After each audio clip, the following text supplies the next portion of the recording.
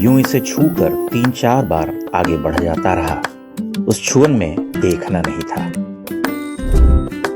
आज भी यह आधिकारिक रूप से नहीं कह सकता कि देख लिया। हाँ, 3-3.5 घंटे तक भटकता रहा। किला तो लगभग 1.5 वर्ष पहले अपनी पहली यात्रा पर देख ही चुका हूं, इसलिए किले में जाना नहीं हुआ। उसके आसपास के क्षेत्र, भीड़ भरे बाजार, कुछ उत्तर मध्यकालीन मंदिर और संग्रहालय तक अवश्य गया। पहला पड़ाव था गणेश मंदिर। वहां लक्ष्मीबाई का ब्याह हुआ था। सुना है उस मंदिर से उनकी बड़ी आत्मीयता थी। वहां वह हर रोज पूजा करने जाती थी। आज वह मंदिर विकृत और उद्दंड आधुनिकता की भेंट चढ़ चुका है। हर दीवार पर टाइल्स चिपका दी गई है।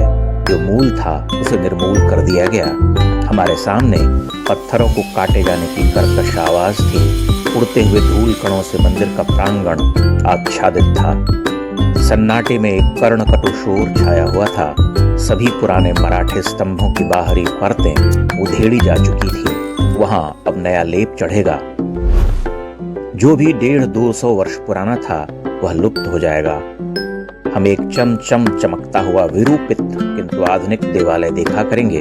तैयारियां जोरों पर है। और यह सब मंदिर के मठाधीश और स्थानीय लोगों की कृपा से हो रहा। जब हम किसी विशाल वृक्ष के तने को तोड़ते मरोड़ते हैं, उसकी डालियां काटते हैं, फुनगियों को कतर डालते हैं, तब उसके कोटर भर रह जाते हैं। वही देख आया हूं। मंदिर से लगा हुआ आंगन है। वहां पुश्तैनी मराठे रहते हैं। मैंने वहां तक जाने की धृष्टता की। एक वृद्धा ने कुपित कंपित स्वरों में मुझे रोका। यह हमारा घर है। मैं चुपचाप लौट आया। किंतु मेरा अभिप्राय तो उस लोपित को खोजना था। मैं उनके पवित्र गेह में घुस जाने वाला धृष्ट नहीं, एक शंकित संकोची दर्शनाभिलाषी था।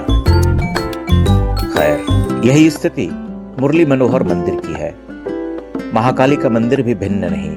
वहां पुजारी ने बताया कि लगभग 350 वर्ष पहले राजा को इस गुफा में प्रकाश पुंज दिखाई देता था, जिसे वह झाई सी कहा करते थे। वह झाई सी गलती हुई, गढ़ी जाती हुई झांसी हो गई। पीछे एक सरोवर है।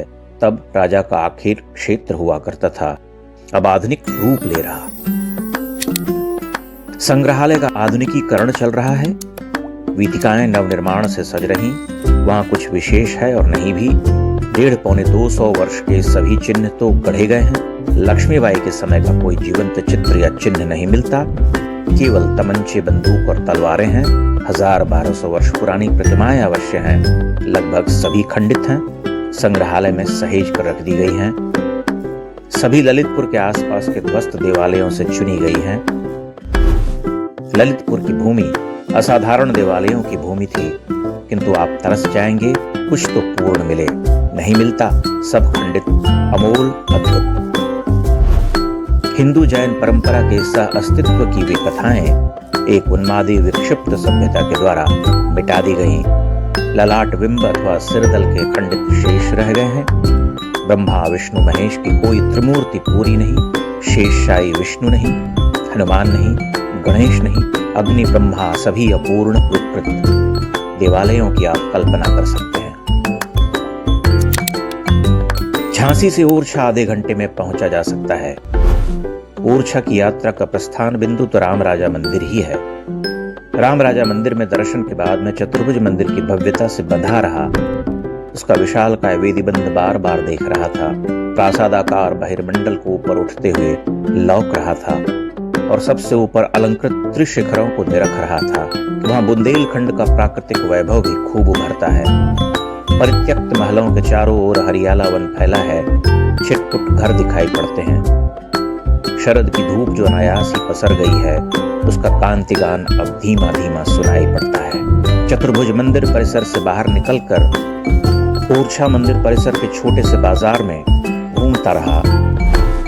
वहां पास ही शीश महल, राजा का महल आदि सब बने हुए हैं। ये सब महल अलग अलग बुंदेला राजाओं ने बनवाए थे। आज अगर किसी ने दतिया का राज प्रासाद देखा है तो ओरछा के महलों को देखकर कह देगा कि निर्माताओं की कड़ी एक ही है। बड़े भव्य और सुघड़ है ये प्रासाद। खुले खुले गवाक्षों, गलियारों, सभाकक्षों और विशाल काय आंगनों वाले इन महलों की भूतकालिक शोभा समझी जा सकती है। क्षण भर में काल का संतरण करने वाली आंखों के सामने एक चलचित्र ही चल पड़ता है। वहां निर्माता निर्देशक वही स्वप्नद्रष्टा, वही निर्माता वही निर्देशक वही स्वप्नद्रष्टा इतिहासकार।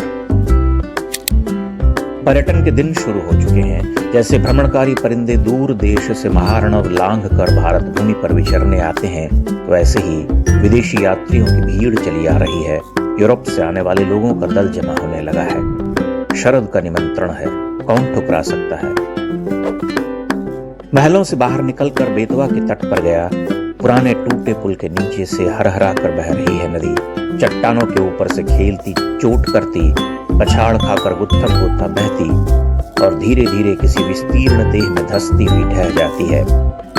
बेतवा के किनारे बड़े सुंदर हैं। सपाट रेतीले तटों से परे पथरीले घाट कलात्मक लगते हैं। जलधारा के स्पर्श और चोटों को सहती हुई ये चट्टानें विशिष्ट रूपाकार ग्रहण करती हैं। नदी में डूबती उभरती इन चट्टानों का चमत्कारिक सौंदर्य होता है।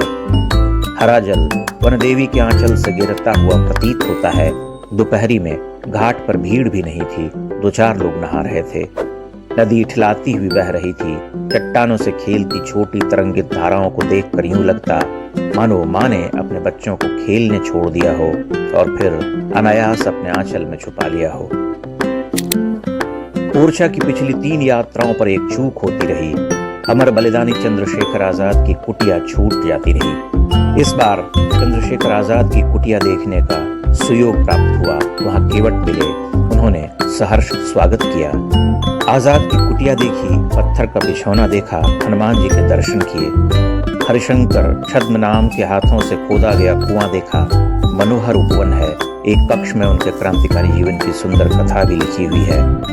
बाहर सुघड़ मूर्ति है। बलिष्ठ भुजदंड वाले आजाद अपनी मूछों पर ताव दे रहे। 100 वर्ष पहले यह इलाका तो घने वन से आच्छादित रहा होगा। ये मंदिर महल रहे होंगे। बेतवा नदी का कलकल करता हुआ पानी होगा और कुछ ग्रामीण रहे होंगे। यहाँ से आजाद की बड़ी स्मृतियां जुड़ी रहीं। यही वह ठिकाना है जहां आजाद सबसे लंबे समय तक टिक कर रहे। यहाँ उन्होंने लगभग 1.5 वर्ष का समय काटा था।